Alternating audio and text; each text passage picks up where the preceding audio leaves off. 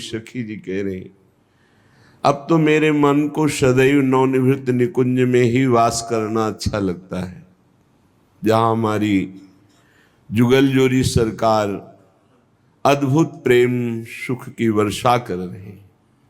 वही मेरा मन अब रम गया। क्यों, क्या रस मिला? बोले युगल सरकार की रूप माधुरी का निरंतर पान करके मन उन्मत्त हो गया।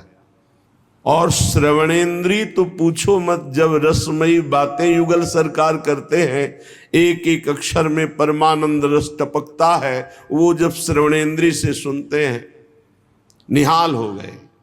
मन नवनिवृत्त निकुंज में वास कर रहा, नेत्रेंद्री रूप रस का पान कर रही युगल सरकार के, श्रवणेन्द्री श्री प्रियालाल जो परस्पर रसमयी वार्ता कर रहे हैं वो सुनकर निहाल हो रही, और शरीर दिनचर्या सब कैसे हो रही? बोले उपटन मज्जन भोग आरती। प्रियालाल के श्रीअंगों में उपटन लगाना, फिर मज्जन स्नान कराना, फिर वस्त्र धारण कराना, फिर श्रृंगार कराना, फिर भोग लगाना, फिर आरती, और ये सब बाद में हमें प्रसादी मिली। वस्तु प्रसादी लहिबो। मन कभी उबता नहीं? बोले नहीं। क्यों? क्योंकि यहां सब कुछ नया नया है, पुराना कुछ रहता ही नहीं। इतना आनंद, इतना उत्साह प्रतिपल बढ़ता है जब मन नवनिवृत्त निकुंज में रहता है। जागृत में तो सवाल ही नहीं कोई चाह पैदा हो जाए। बोले स्वप्न में भी कोई चाह नहीं। अपने आराध्य देव के सिवा और कोई स्वप्न में भी चाहत ना हो, तब माना जाता है निष्ठावान पुरुष। भोरी सखी कह रही हैं, बस एक ही उपाय है, राधा राधा राधा राधा, निरंतर नाम रटो तो तुम्हारा मन नवनिवृत्त निकुंज में वास करने लगेगा। जहां मन वहीं उपस्थिति मानी जाती है। आठों पहर प्रियालाल की सेवा में हमारा मन समर्पित हो जाए, यही भक्ति की परम सिद्धि है। श्रीपाद प्रबोधानंद जी महाराज कह रहे हैं, उसने ऐसे कुकर्म किए कि ऐसे भाग्य का निर्माण होगा जो नरक भोगेगा, दुर्गति। पर आश्चर्य की बात कि उसको सुनने को मिल गया राधा इति सिद्ध मंत्रम, पराविद्या, राधा राधा ऐसा सुनने को मिल गया कि आप जपो। और उसने शुरू कर दिया द्व्यक्षर मुच्चार्यम, राधा राधा राधा। तो कह रहे किम न सिद्धेयम, उस कुकर्माचरण करने वाले सर्वधर्महीन को जब राधा नाम सुनने को मिला और राधा नाम जपना प्रारंभ कर दिया, तो बोले अब कौन सी सिद्धि नहीं प्राप्त हो जाएगी उसको। तो हे वृंदावन धाम, आपसे प्रार्थना है कि मुझ पापी को स्वीकार कर लो, अर्थात अखंड वास दे दो, कभी मुझे वृंदावन से बाहर मत करना। अब एक ही भरोसा है कि राधा राधा रटते हुए वृंदावन की गलियों में हमारे प्राण पूरे हो जाएं, शरीर पूरा हो जाए तो हमें श्री जी मिल जाएंगी। वृंदावन धाम राधा नाम का प्रभाव, और कोई साधन में हमें विश्वास नहीं कि मुझ जैसे धर्माचरणहीन, स्वतंत्र इंद्रियां, शास्त्र गुरु संत की अधीनता ना स्वीकार करके मनमानी आचरण करने वाले का अब और कोई उपाय से उद्धार हो सकता है? नहीं, एकमात्र राधा नाम और वृंदावन धाम का आश्रय और वास। चलते हैं महामहिम सनक सनंदन सनातन सनत कुमार जी और बहुत से ब्रह्म ऋषि महापुरुष जन विराजमान हैं। श्रीमद् भागवत के महात्म का वर्णन किया।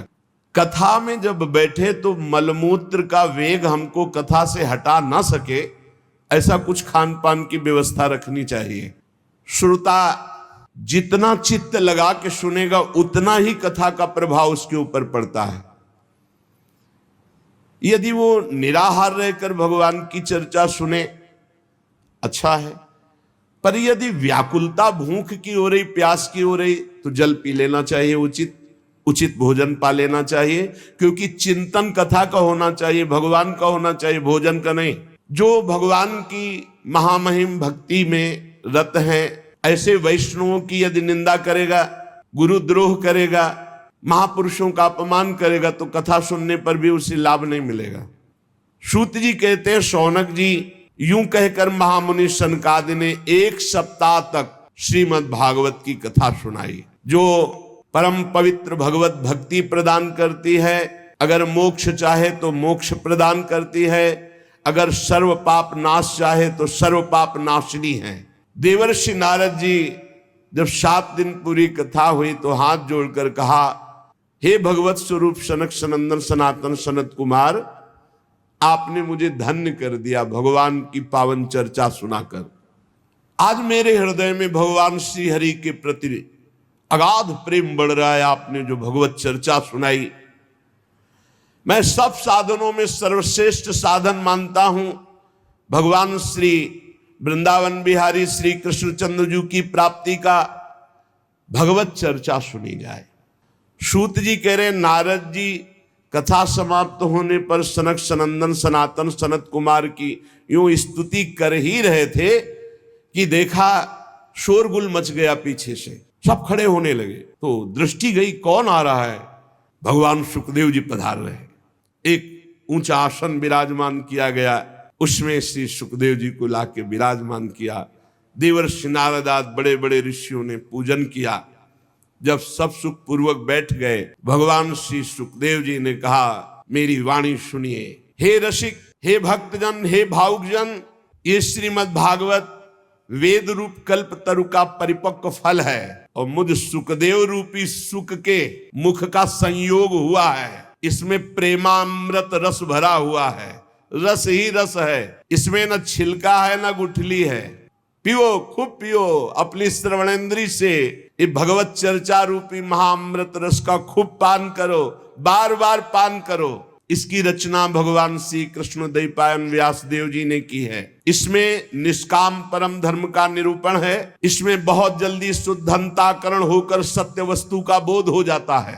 जब कभी कोई पुण्यात्मा भगवत कृपा से इसके श्रवण का पूर्ण संयोग बनता है तो उसी समय भगवान निश्चय कर लेते हैं कि अब ये मुझे अधीन कर लेगा। श्रीमद् भागवत श्रवण मात्र से भगवान अधीनता स्वीकार कर लेते हैं। ये विशुद्ध ज्ञान का भी इसमें वर्णन है, भक्ति का भी वर्णन है, वैराग्य का भी वर्णन है। कोई श्रवण करे या कोई गायन करे और दोनों मनन करे तो निश्चित जीवन मुक्ति स्थिति श्रीमद् भागवत प्रदान कर देती है।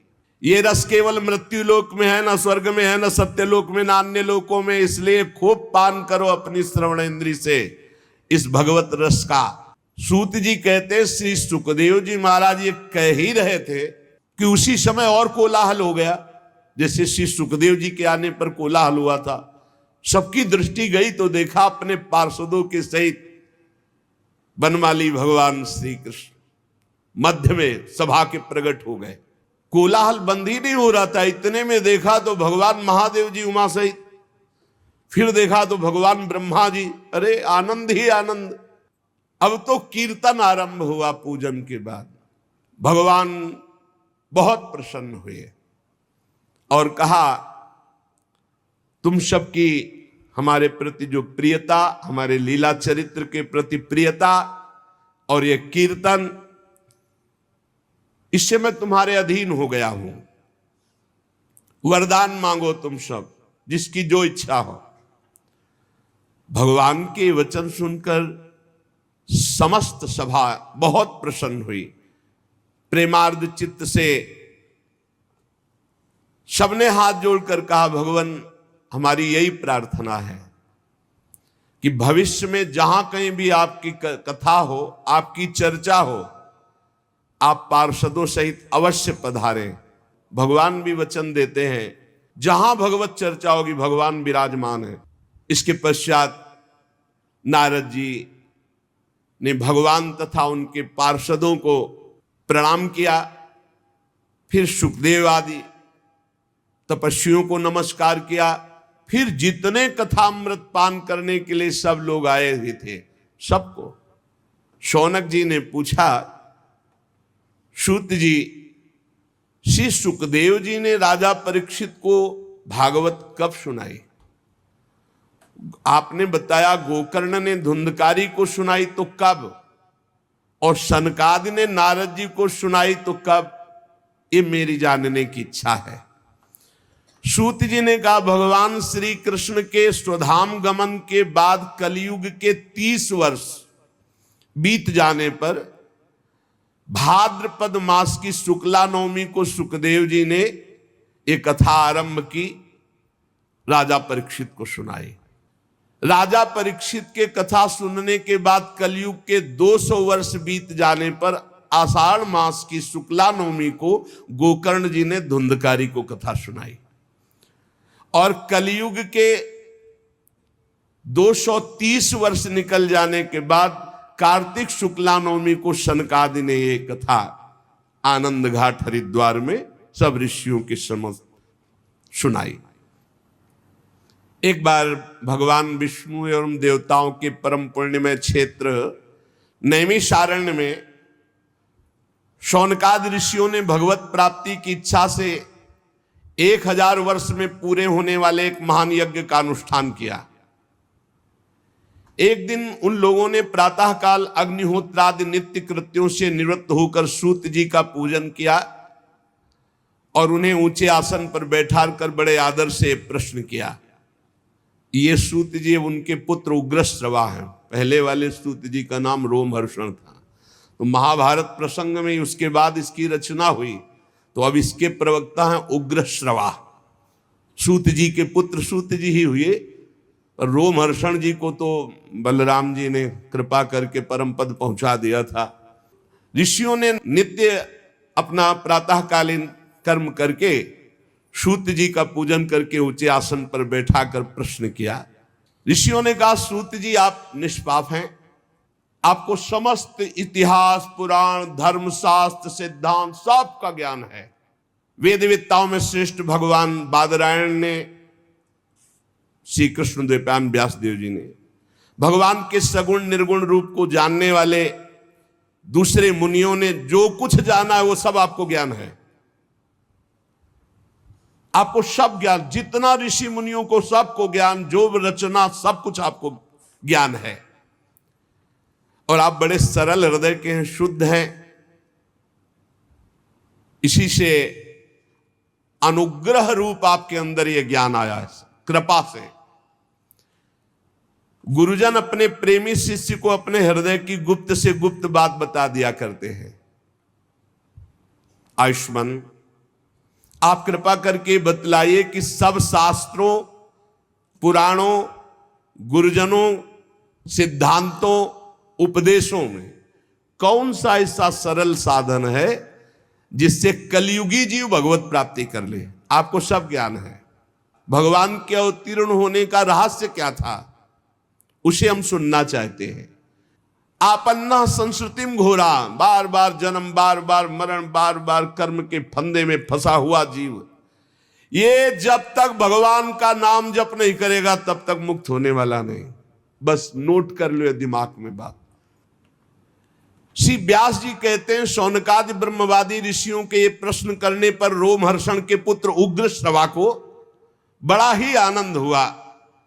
उन्होंने ऋषियों के इस मंगल में प्रश्न का अभिनंदन करते हुए उग्रश्रवा सूत जी बोले। ये उस समय की बात है जब सुखदेव जी महाराज प्रकट होकर, अभी कोई संस्कार नहीं हुआ, लौकिक वैदिक कोई अनुष्ठान नहीं हुआ, बस जन्म हुआ और चल दिए। पिताजी भगवान व्यास देव जी पीछे पीछे पुकार रहे, हा बेटा हा बेटा, पर ये मुड़ के भी नहीं देखे। तो वृक्षों से उत्तर निकला, सुकोहम सुकोहम सर्वभूत हृदयम, समस्त भूतों के हृदय में विराजमान भगवान सुखदेव जी। ऐसे महामहिम पहले श्री सुखदेव जी को हम नमस्कार करते हैं। बहुत सुंदर सिद्धांत का वर्णन है। महापुरुषों की, संत महापुरुषों की सानिध्य में हम अपने सौभाग्य का अनुभव करते हैं तो उनकी बातें सुनने में हमें रुचि हो जाती है। तदनंतर श्रवण की इच्छा, तीर्थ आदि पवित्र साधन, उससे महत सेवा, और महत सेवा से तदनंतर श्रवण की इच्छा। श्यान महत सेवया तो वासुदेवे कथा रुचि, महापुरुषों के, संतों के संग का, उनकी सेवा का क्या फल? भगवान की कथा सुनने में आसक्ति हो जाए। जहां जहां पी की बात सुने खोजत तिन गैनन। फिर कथा में जो रुचि होती है उससे हृदय पवित्र होता है, अशुभ वासनाएं नष्ट होती है और हृदय में तड़पन हो जाती कि अब भगवान को भूलेंगे नहीं, अब इसी जन्म में भगवत प्राप्ति करनी है, और उसके हृदय में भगवान प्रकाशित हो जाते हैं। श्री श्रुति जी कहते हैं सृष्टि के प्रारंभ में कोई तारीख नहीं लिखी है कब किस दिन से प्रारंभ हुई। भगवान ने अपने आप से अपने आप के लोकों के निर्माण की इच्छा की। जो ही इच्छा हुई 10 इंद्रियां, 1 मन, 5 भूत, ये 16 कलाएं प्रकट हो गई। 5 कर्मेंद्री, 5 ज्ञानेंद्री, 10 इंद्रियां, 1 मन, वही अंतःकरण चतुष्टय कहा जाता है। निश्चय के कारण बुद्धि, चिंतन के कारण चित्त, क्रिया स्वीकृति के कारण अहंकार, वस्तुतः 1 मन ही अंतःकरण है। और 5 भूत जिनसे शब्द, स्पर्श, रूप, रस, गंध, आकाश, वायु, अग्नि, जल, पृथ्वी, ये भगवान ही बन गए। जब शब्द, स्पर्श, रूप, रस, गंध के मूल पंचभूत तो उनमें जल भी है, अब वो जल में शयन करने लगे। योग निद्रा का विस्तार कर लिया। कुछ समय बाद उनकी नाभि से वही इच्छा जो मैं बहुत रूपों में हूं, वो एक कमल बनकर के प्रकट हुई। और उस कमल में जो प्रकट हुए प्रजापतियों के अधिपति भगवान ब्रह्मा जी प्रकट हुए। चारों तरफ देखा 4 मुख, और उन्होंने दिव्य दृष्टि से ब्रह्मा जी के पास जो थी देखना शुरू किया कि मैं कौन, कहां, कैसे कैसे आ गया, मैं कौन हूं। भगवान से बड़ी प्रार्थना की। भगवान के उस विराट रूप अंग प्रत्यंग में ही समस्त लोकों की कल्पना हुई। समस्त लोग भगवान में ही विराजमान है। हजारों सिर, हजारों कान, हजारों आंखें, हजारों नासिका, हजारों मुकुट, वस्त्र, कुंडल, आभूषण, सब यही भगवान का विराट रूप है। इसी से अनेक अवतारों का प्रादुर्भाव होता है। ये छोटे छोटे अंश से देवता, पशु, पक्षी, मनुष्य आदि योनियों की सृष्टि, ये सब इसी से विराट पुरुष से हुई है। सबसे पहले कमल, कमल से ब्रह्मा, और फिर ब्रह्मा जी ने जो पहली सृष्टि की तो सबसे पहले इस सृष्टि में प्रकट हुए सनक, सनंदन, सनातन, सनत कुमार। दूसरी बार इस संसार कल्याण के लिए समस्त यज्ञों के स्वामी उन भगवान ने जो रसातल में पृथ्वी विराजमान थी उसको लाने के लिए 12 अवतार धारण किया। ऋषियों की सृष्टि में देवर्षि नारद के रूप में 3रा अवतार धारण किया। फिर धर्मपत्नी मूर्ति के गर्भ से नर नारायण के रूप में भगवान ने 4था अवतार लिया। 5वें अवतार में भगवान ने सिद्धों के स्वामी कपिल के रूप में अवतार लिया। अनुसुईया के वर मांगने पर 6ठे अवतार में अत्रि की संतान दत्तात्रेय के रूप में भगवान प्रकट हुए।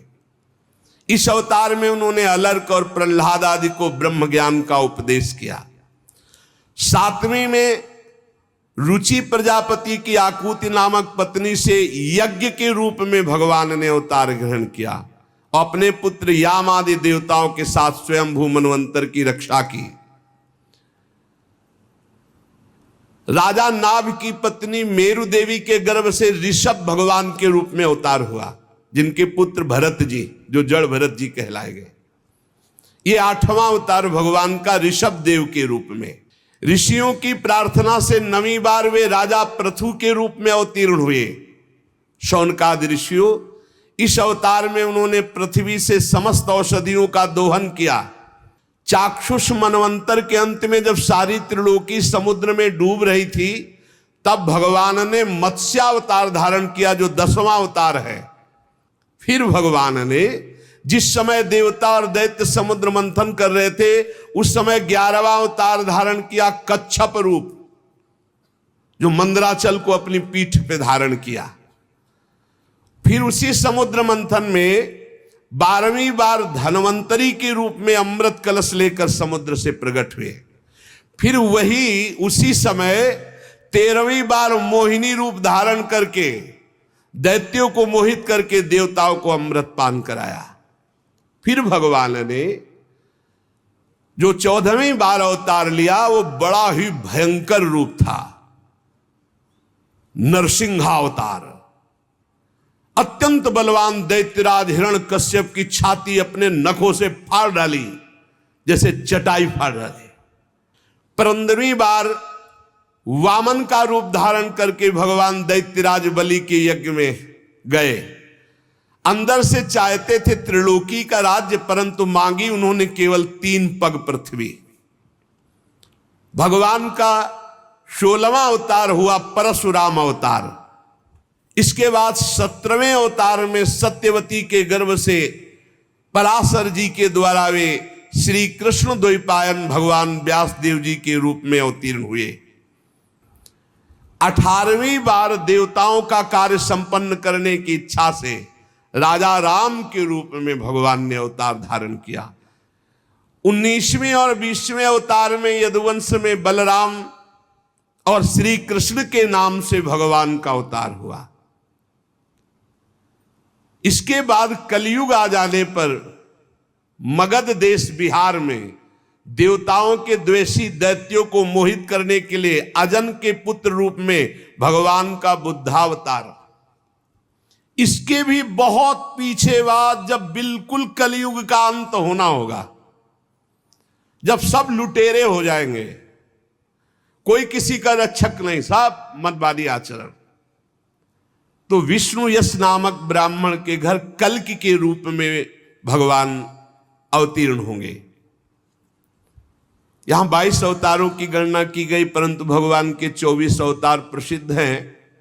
कुछ विद्वान 24 की संख्या यूं पूर्ण करते हैं।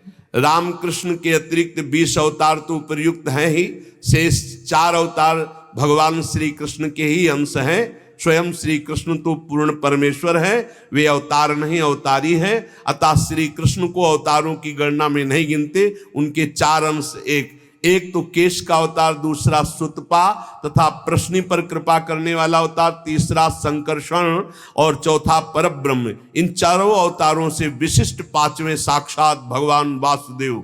दूसरे विद्वान ऐसा मानते हैं कि 22 अवतार तो प्रयुक्त है। इनके अतिरिक्त 2 अवतार और हैं, हंसावतार और हयग्रीव अवतार। ऐसे भगवान के 24 अवतार होते हैं। शौनकादि ऋषियों, जैसे अगाध सरोवर से हजारों छोटे छोटे धाराएं निकलती है, वैसे ही भगवान श्री हरि के असंख्य अवतार और होते हैं, जिनका वर्णन नहीं, असंख्य। वो अपने भक्त के लिए कभी कोई अवतार धारण कर सकते हैं। जैसे द्रौपदी के लिए चीर अवतार धारण किया, कहां लिखा है?